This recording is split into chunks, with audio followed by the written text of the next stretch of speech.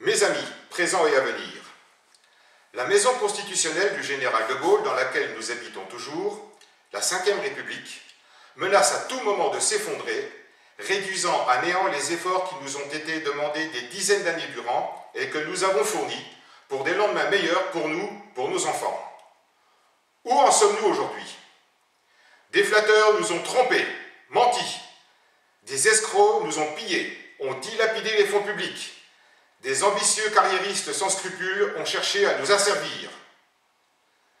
À une époque pas si lointaine, à l'origine de la naissance de la République, les comportements de certains de nos dirigeants politiques et d'entreprises les auraient inévitablement conduits à l'échafaud.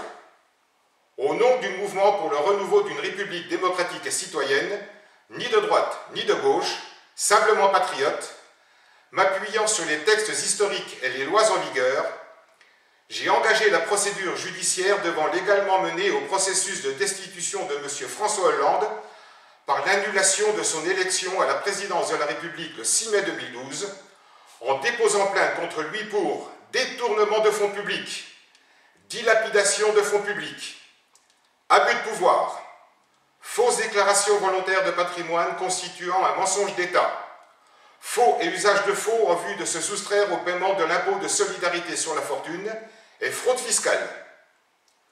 Dans le même temps, j'ai mis sa compagne, Madame Valérie Trierweiler, en demeure de fournir son patrimoine existant au 1er janvier 2012, comme l'exige la loi.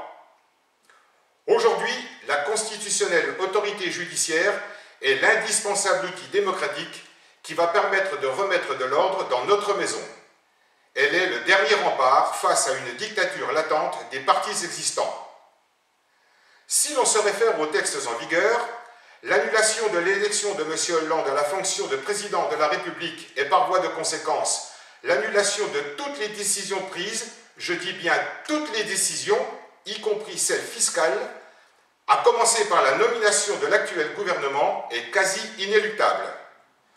Ce n'est plus une question de droit, c'est juste une question de temps, de volonté, de courage.